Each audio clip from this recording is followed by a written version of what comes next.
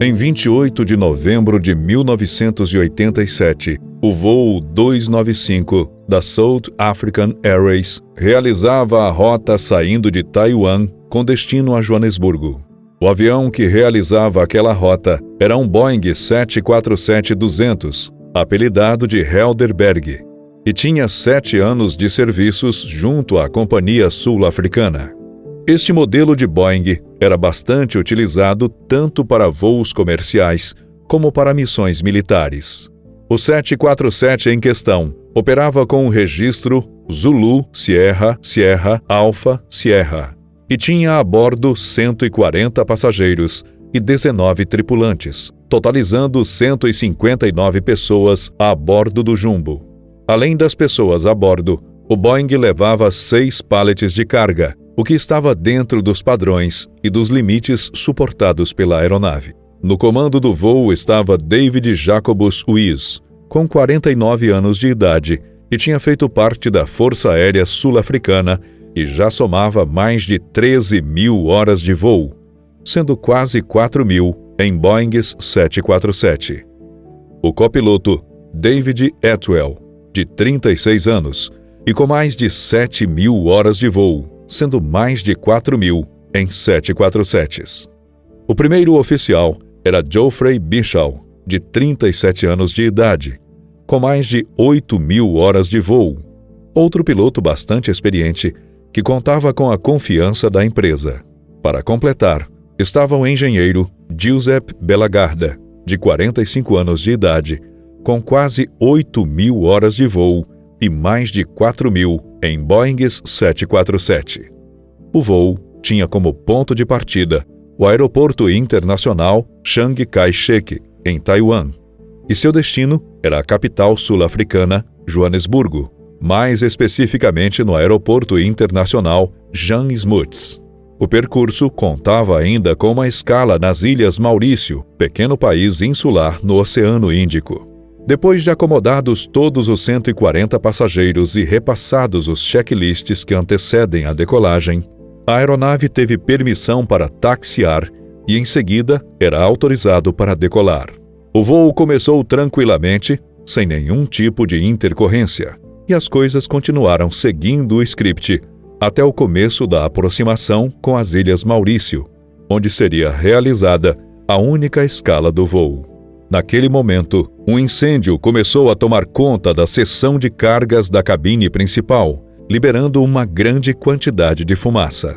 Em situações como essa, há um protocolo a ser seguido, que indica que a aeronave deve ser despressurizada e que 2 portas da cabine sejam abertas.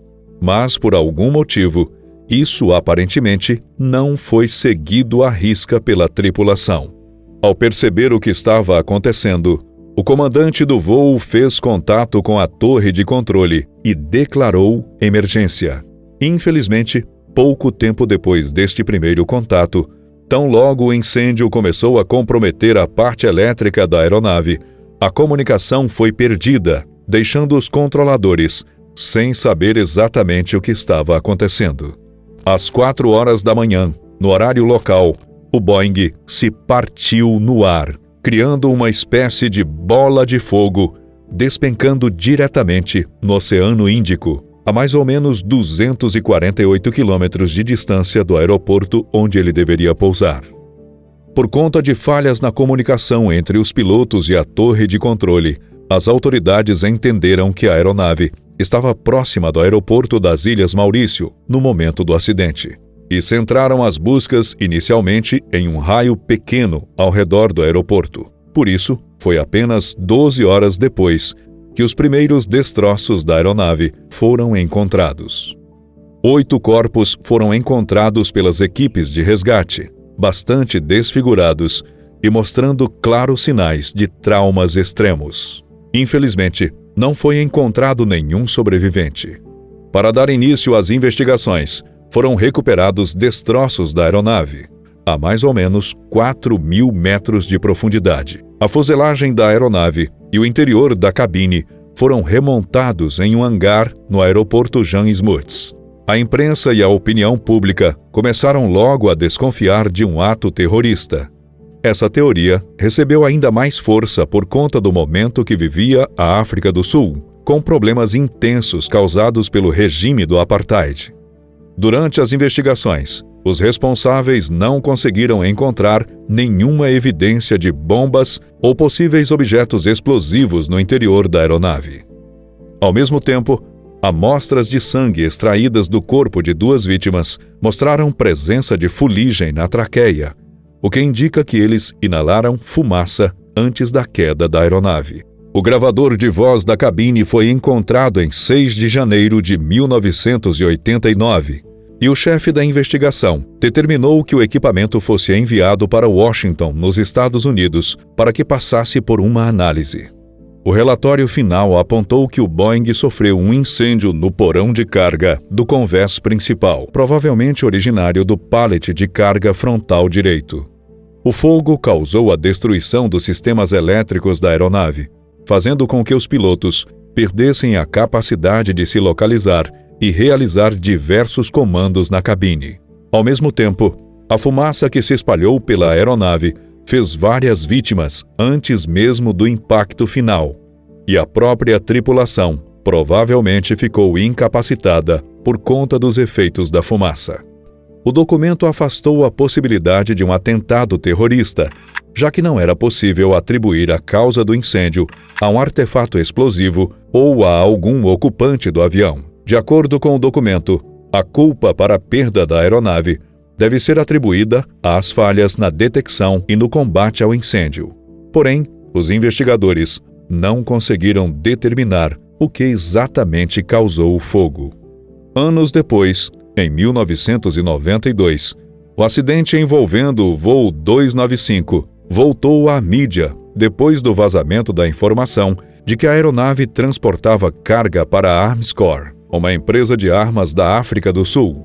Um determinado jornal fez uma publicação dizendo que, supostamente, a aeronave estava transportando combustível para mísseis e que este material poderia ter causado o incêndio.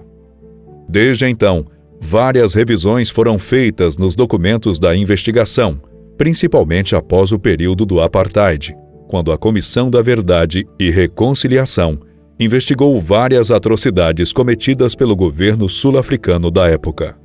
Durante a revisão do caso, um ex-funcionário da South African Airways disse que recebeu informações de que o avião estaria transportando combustível de foguete e que o material poderia ter sido responsável pela queda da aeronave. Mas essa alegação nunca foi oficialmente comprovada.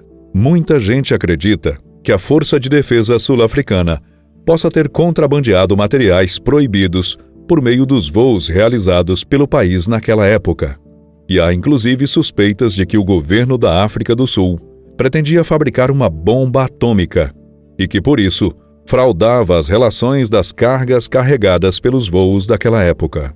Porém, de forma oficial, tudo isso nunca foi comprovado e até hoje não se sabe exatamente o que causou o incêndio no interior do avião. O vídeo de hoje vai ficando por aqui. Muito obrigado pela sua companhia. E ao lado, deixo a playlist da série Os Piores Desastres Aéreos.